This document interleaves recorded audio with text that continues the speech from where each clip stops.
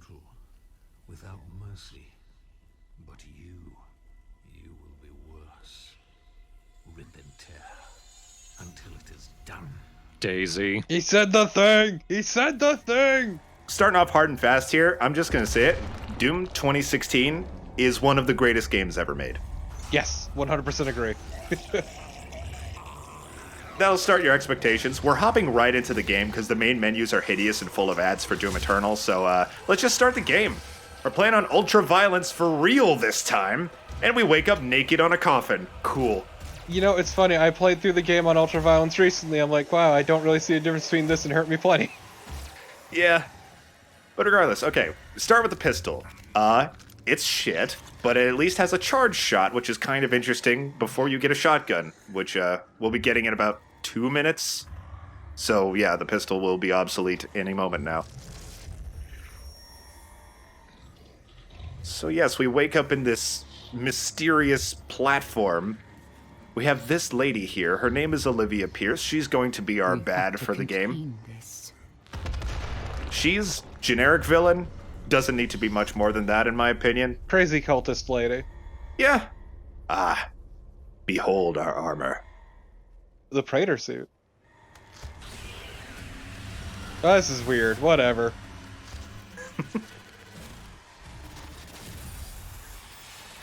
Yeah, I'm sure none of this is relevant. No. Man, it was tough putting that suit on.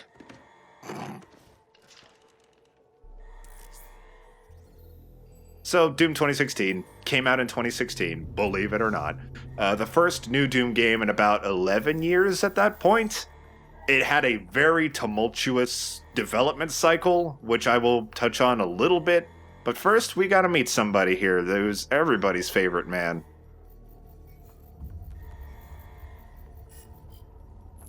Cannot determine the cause of the demonic invasion until the Resop satellite is brought back online.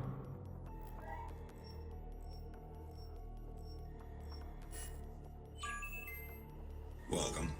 I'm Dr. Samuel Hayden. God, such a good voice. I love his voice. I think we can work together and resolve this problem in a way that benefits us. I don't know why he puts so much emphasis on resolve. Resolve. Feels good on my ears. Here is one of the best mechanics of the game. Glory kills. Press a button when your enemy's glowing, and bam! You do this quick little epic kill scene. It's not just fluff either. If you kill an enemy, they drop health. If you glory kill an enemy, they drop more health. So it's very beneficial to get them down to their last leg and then take them out, close up like that. And it is never, at any point in this 10-hour game, not satisfying to do so. Even later, there are actually other benefits you can get for the glory kill that are really nice. Yes. And that was an imp. And unlike in Doom 3, it actually looks like a fucking imp. So there's a secret to these boys in that you can punch them once and then immediately glory kill them. You're right. But shotgun. Yeah, but I have a gun. I'm Doom guy. There's a certain catharsis to punching a man in the face and immediately tearing his skull off. So what we just destroyed is a gore nest. They are scattered throughout the game. They're usually required for progression, but there's some optional ones, I think. You destroy one, a bunch of enemies spawn, and it usually will close you into the area, and you gotta kill them all to take them out. I actually don't think the optional gore nests are until Eternal. I think there's a few, at the very least, that you can skip. I may be wrong, though. No, they're usually used to lock progression. Yeah, if there are any skippable ones, they're few and far between. There has been some discussion about how Doom 2016 plays in comparison to the original. Like, people say it goes back to classic Doom, and not necessarily. It plays like a modern shooter. It's just, it captures the speed and feel of classic games, and modern shooters have been a lot slower and more methodical and story-based, and this brings a lot of the energy and chaos back to it. Absolutely. Going for more of an arcade shooter vibe as opposed to the typical military shooter. Yeah, like some immediate noticeable things about Doom 2016 is how fast you move. You zip all over the place. You're not quite as fast as in classic Doom, but you're still faster than your standard shooter. And also, you do not reload any weapon. There's no reloading, so you're just always able to shoot. Understand, our interest in their world was purely for the betterment of mankind. Yeah, about that. Everything has clearly gotten out of hand. That's a really good moment. Betterment of mankind. Look down at mankind. I assure you. Boom! That's such a fucking slick intro, and I love it every time. Bethesda, not even you can mess up Doom, as long as it's not a port. Because they had nothing to do with it. This was id. Yeah, this is Yeah. all id. All right, so I want to take a moment to discuss a few things. One quick thing, I apologize. There are going to be a few points, especially in the first two parts, where the video stutters a bit. Sorry, that becomes a lot less prevalent from part 3 onward. Next is the general completion I'm going for. I don't know if we can subtitle like a kind of run this is. I'm going to be doing most everything, well, such as collecting the codex here, which are found throughout the level. They don't actually count towards your progression, but I will be getting almost all of them. I think I miss one or two by mistake, but I will be getting most of them. Won't be reading them, of course, that would take too long. I will be getting all the secrets, getting all the challenges, and I will be mentioning some other things that I'll be doing as we find out what they are. God. Every time I play this game, I get most of the secrets up to a point, and then I stop caring. Yeah, the secrets are, like, they're not as dumbly hidden as in classic Doom, but they are pretty tricky to find overall. I definitely needed to use a guide for most of them, but it's not like I find a secret that's like, how the hell would I know that? I just didn't look hard enough to find the secrets. And if I did look harder, I would have been able to find them. But the general way they work is very much like classic Doom. There are hidden areas to find, usually with some goodies or a power-up or something along those lines. Get off of me. And yeah, there's a certain number of secrets in every level, just like classic Doom. I will say it's less a difficulty thing for me, though sometimes I have gone back through levels to get secrets. But it's also just a case of there's less of an imperative the farther you get through the game, because by the time you get through later levels, if you've been getting every secret, you are so loaded up with upgrades that it doesn't really matter. Yeah, this game has upgrades out the ass. Like, everything you can imagine can be upgraded multiple times, and even the upgrades can get upgraded. We will talk more about those when we find them, but it gets a little complicated. Look at that guy! I want him! He's my friend! Yeah, little buddy. Little pal. So that's an example of a secret, but first let's go ahead and grab a blue key off of this guy. It even has, like, colored keys like the classic games. Let's hop up here, and here's our first secret, a little collectible Doom Guy figure. There's a few of these scattered throughout every level. I think this level only has one, but some of them have more. They're pretty cute. They don't do much other than fill out your secret count, but they're adorable. I like that for a silent protagonist, Doom Guy has some personality. Yeah. Like, Doom Guy, of course, he does not talk throughout the entire game, but you do get to know him a lot, his motives, or lack thereof even, because one of the best parts about Doom Guy is his complete lack of interest in the game's plot. He will consistently ignore what he's being told. He'll just act of his own volition, usually for the better. Like, Samuel Hayden is going to be with you throughout the game. He's always going to be shifty. Olivia Pierce is always going to be this troublemaking, like... Troublemaking makes her sound like a jester or some shit. Man, that may not have been the best word, but you know what I mean. She'll always be causing trouble that you want to stop, but Doom Guy is very much his own man, and everything that's happening around him is just more of like an inconvenience rather than a driving factor. Yeah, I do kind of wish they went in more on that, because as you get further in, he has less of those interactions, which is kind of a shame. Yeah. But to start off, it's really interesting. So we just got the computer area map that will show the entire map.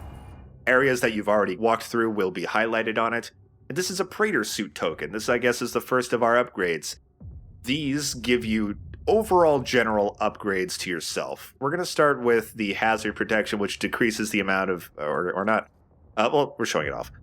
Yeah. Area scanning technology is what I always fucking start with, like, just immediately. We're starting with decreasing the amount of damage we take from explosive barrels. The reason I didn't get the exploration ones is because I am using a guide to find a lot of the secrets. Oh yeah, this game has grenades. I never use them. Mostly because this game does not allow for backtracking as much as Classic Doom. Like, there are points of no return, so I want to make sure that I don't pass by secrets, so it may be a bit more hastily edited as well. Some levels even have multiple points of no return. Your next upgrade, combat drones, will give you weapon modifications. They're essentially alt fires that are available for each weapon in the game, except for one, because it doesn't need it. You can imagine which one that is. We're going to start with the explosive shot, which is a bit of a grenade launcher that explodes on impact. It is great, very useful, and it kind of helps to make the standard shotgun not become obsolete once you find the super shotgun, unlike most every other Doom game. But you're still just gonna use the super shotgun anyway. The explosive shot's great, very good for doing big chunks of damage at long range. In my experience, I just use the fuck out of the super shotgun. What is this lever?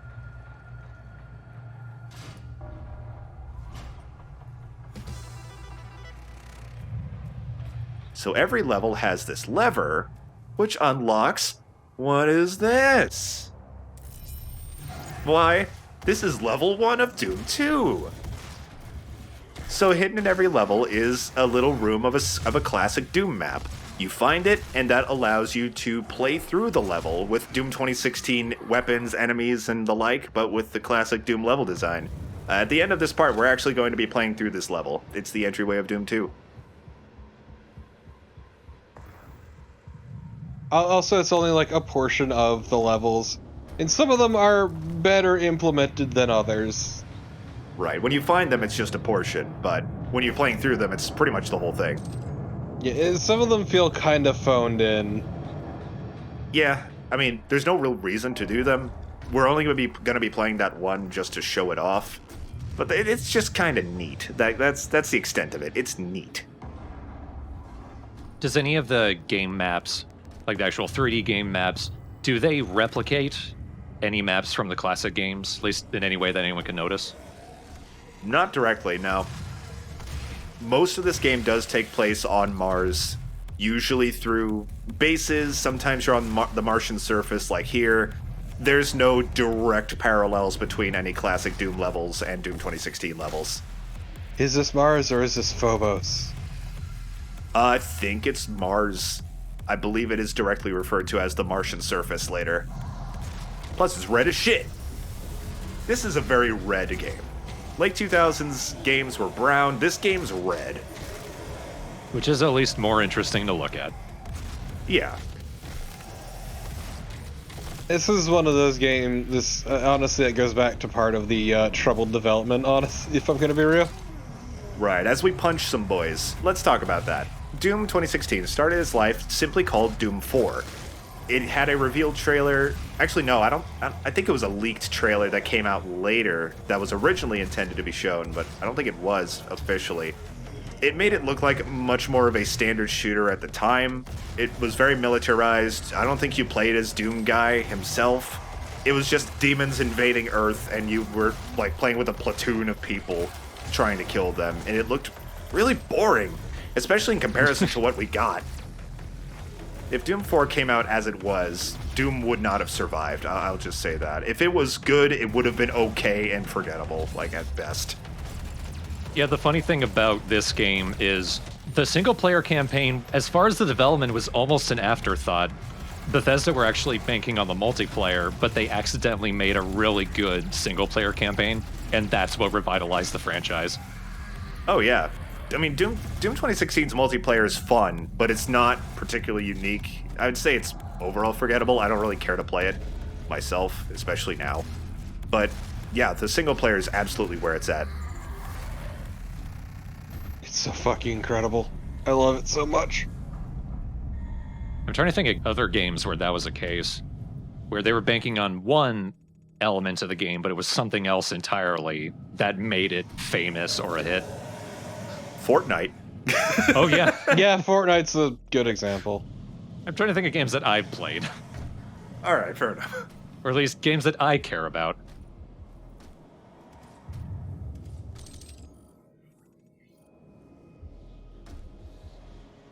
Oh, there is 2 Doom Guy plushies in this level. Do they squeak?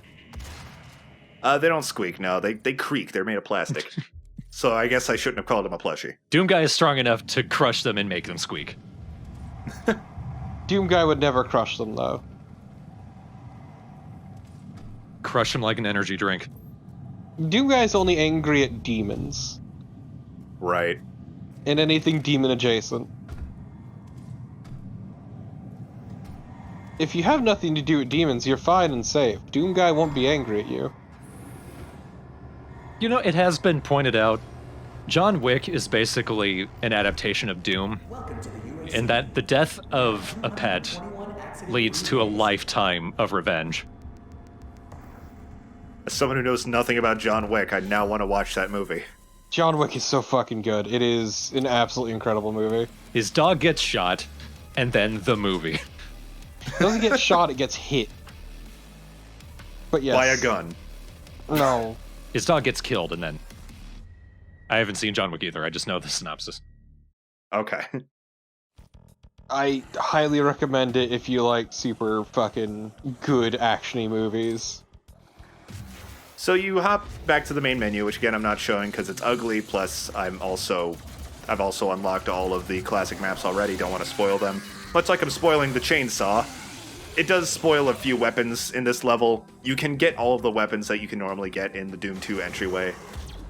And this really shows, like, you're fast in this game, but these maps make you feel slow, because you're not nearly as fast as classic Doom. They're also significantly harder, because the General's Gunner zombies are a lot stronger, and your pistol is a lot shitter. So, this is actually... You know, it's not terribly hard, but it's a lot harder than the original entryway. Yeah, the zombies actually look like monsters and not just people. Yeah. They're terrifying. Even though you just punch the shit out of them still. So does finding the secret in the level allow you to play the whole level? Yeah. You find the secret, you can play the entirety of the classic Doom map. So this is the whole entryway. And any other level you find, you can just play through them all. You don't have much of a reason to. Again, there's no completion anything for actually doing it. Regardless, I'll get all the secrets in this level. I know where they are. And honestly, I can't even say they're a lot of fun. Like, I'm just if I didn't feel an obligation to show at least one off for the LP, I wouldn't be playing this. Like it's because of how much harder it is, and because of how awful your pistol is, and how much stronger the enemies are, it's just not very fun to do. But they're there. The need to pistol start is not great.